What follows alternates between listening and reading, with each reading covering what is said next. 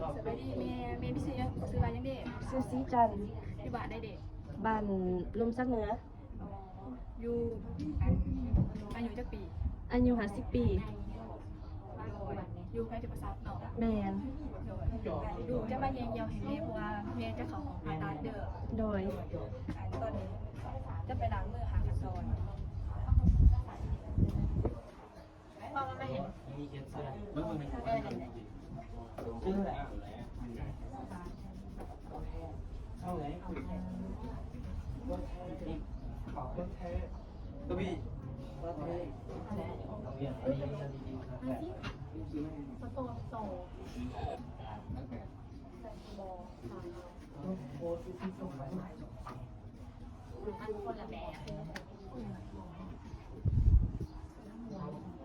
จะมาจากสถานที่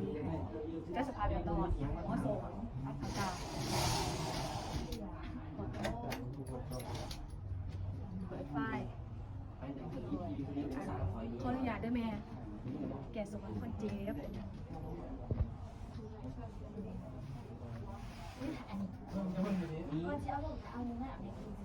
ก็ก่อย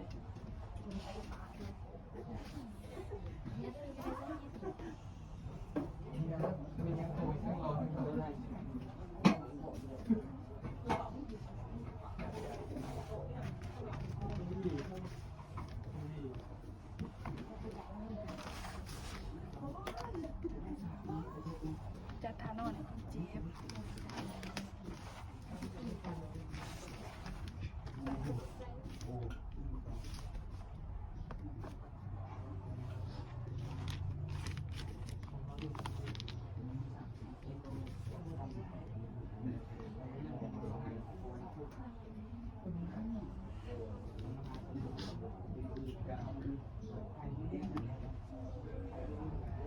มันจะมาดักค่ะโดยเราจะเสียบ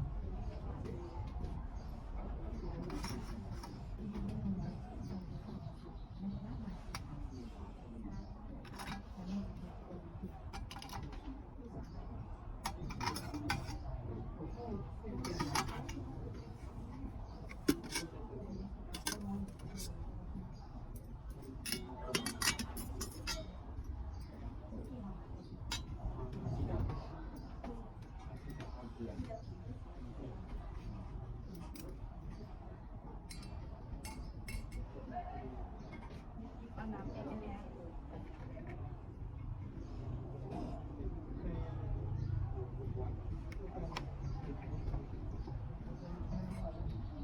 เป็นตะลิ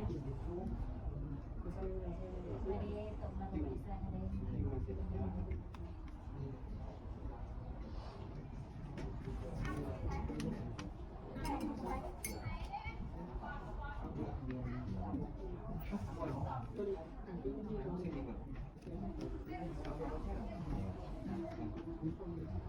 อ้ยกระซังหมดเลยเนาะ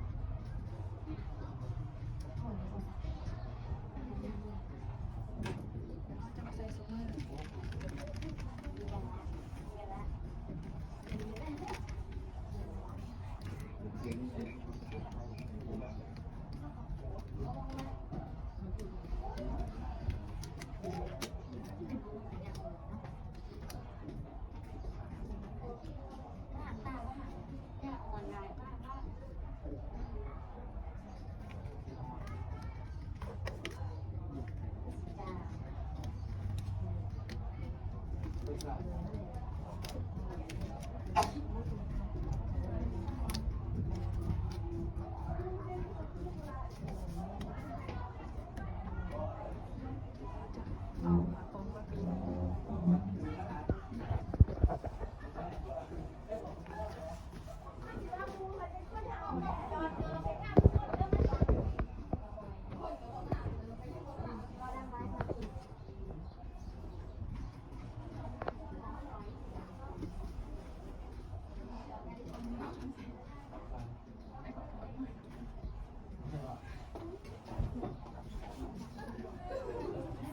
เขาจะมาเลิกว่าสาย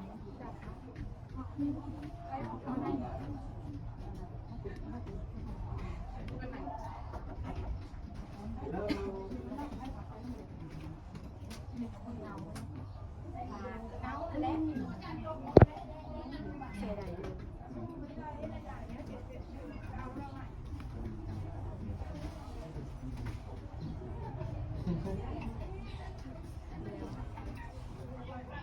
เดี๋ยวเขาจะมาอนามัยหนังเอเนนงานยิ้มใหญ่ดอก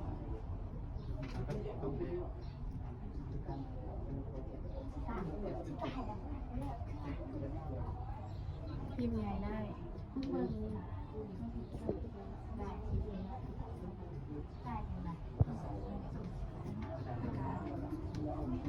ยิ้มในดอก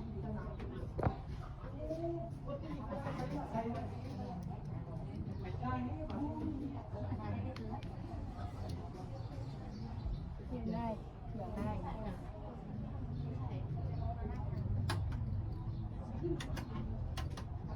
เล็บยืนยิ้ม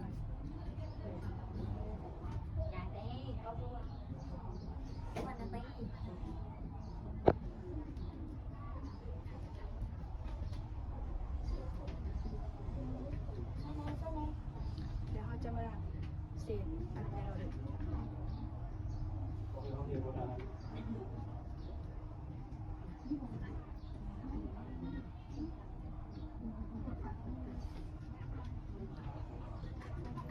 ฮัลโหล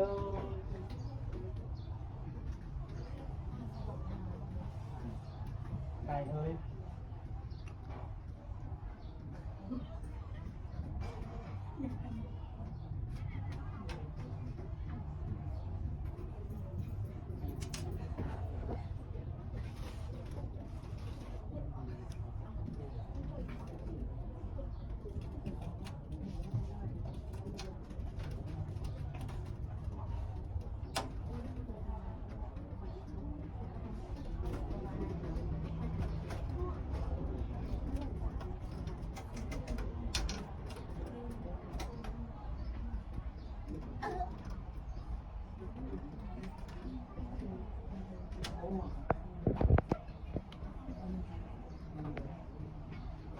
แล้วเขาจะมาใส่สาย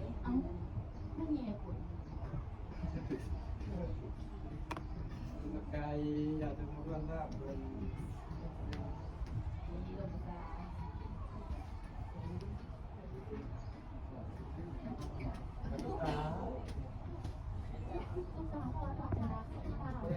เจ๊ขอเดินด้วยไหม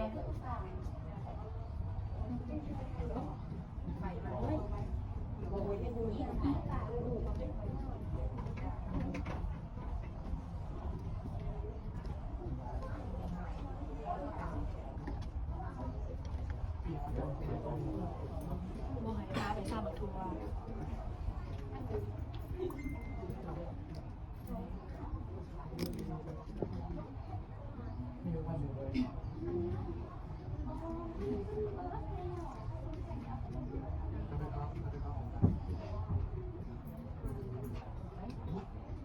เบิ้งแน่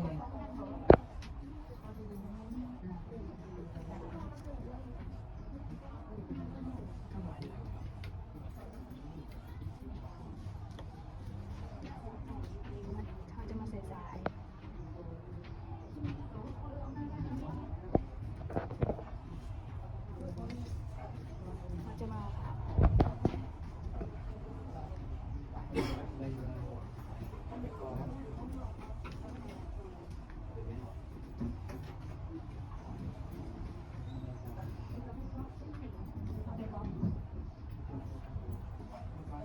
ตีก่อนแม่ค่ะ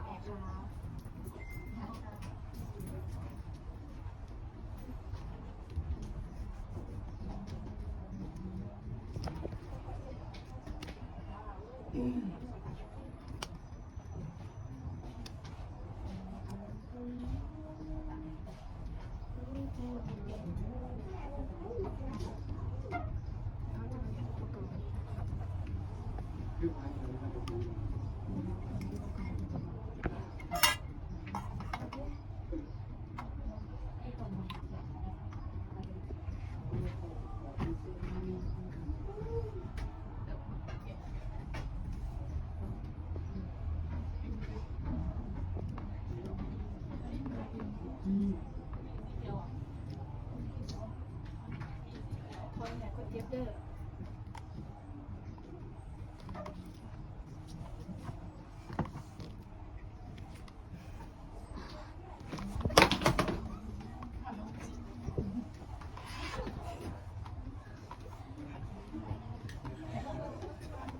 อย่าแล้วเดี๋ยว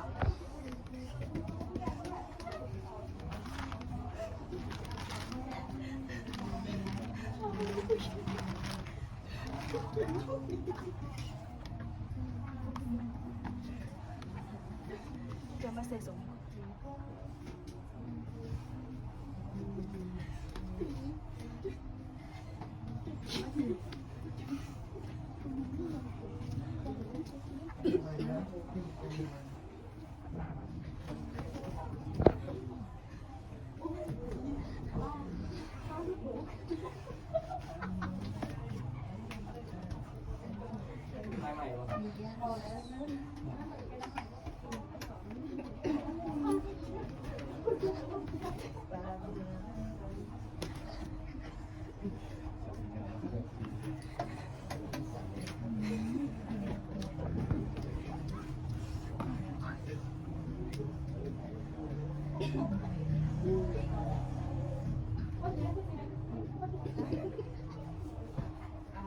มาหอดขันอยู่กับเห็ดให้แม่แล้วนะเด้อได้ดังจากนี้ดูเจ้าเขาเนี่ยนะแม่ว่า อันยาถอดไส้ยาเยียวเองถ้าแม่มุนมัดหรือว่าน้ำเยียวเต็มให้พี่น้องเจ็บไปบอกแพทย์หรือไปบอกดูกระไดเด้อ